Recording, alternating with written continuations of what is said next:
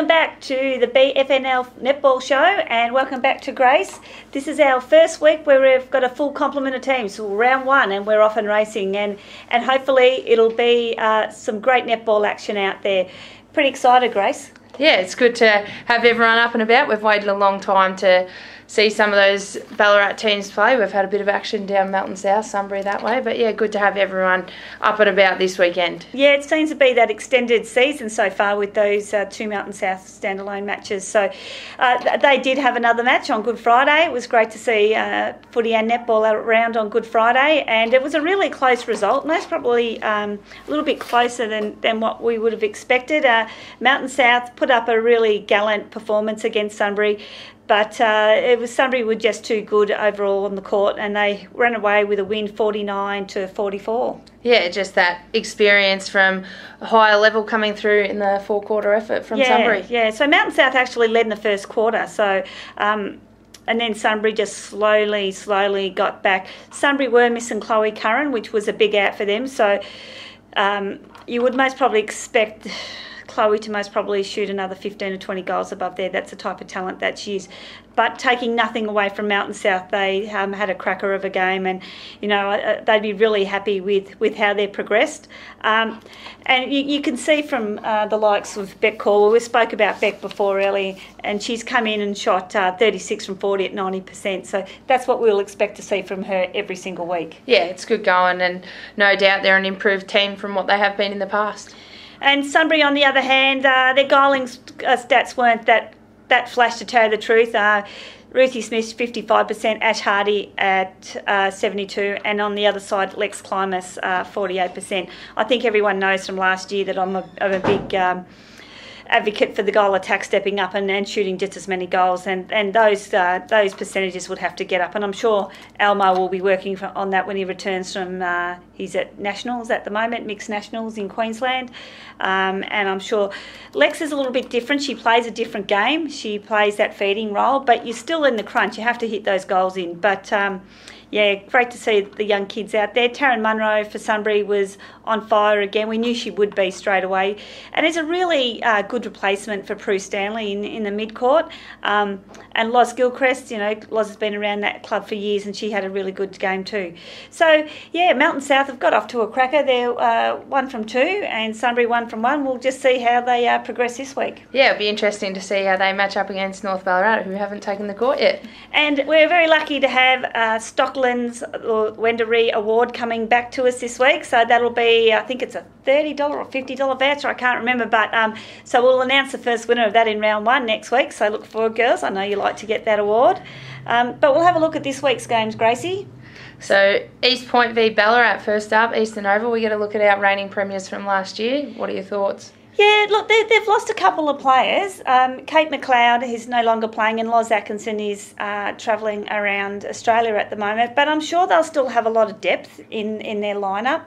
Ballarat, on the other hand, they've lost Kelly Moran, which is most probably a huge loss for the league. So she'll have big shoes to fill there. And Hayley Fiddler's back after a knee injury. And we all know what an accurate goaler Hayley is. And the one I love that's coming back is Katie Lindquist, who's just a tough, hard defensive player. And she'll be a really good matchup for Lauren Dew and Emma. So we'll see how they go on the weekend.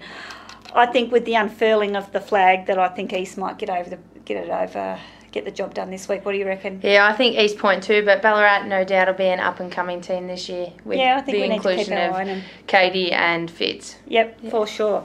So then the next game is Redan and Lakers at City Oval. Another interesting game. Redan is in a bit of a rebuilding phase. Kate McMahon's back at the helm there, so that'll be really interesting to see how Kate goes. Erin Riley has broken her finger at a VNL match, and she'll be out to 6 to 8 weeks. So she's probably got 6 weeks left, I think. So that's a big out for them. But they've got a lot of young kids coming in, and I think they'll be up and about. I think they'll go deep into finals this year. Yeah, I think they'll do better than what they did last year. Lakers is pretty stable. They've have bought Ali Brewer into the team, who played 19s, a very strong mid-court player. That will help them. Katie Williams has taken the helm off Romsey this year, so Romsey can concentrate on her game. And I'm really interested to see that combination between Romsey and Ali. I think they'll be dynamic down there in the mid-court. What do you reckon? Cara Hart as well, too. Yeah, Cara's there.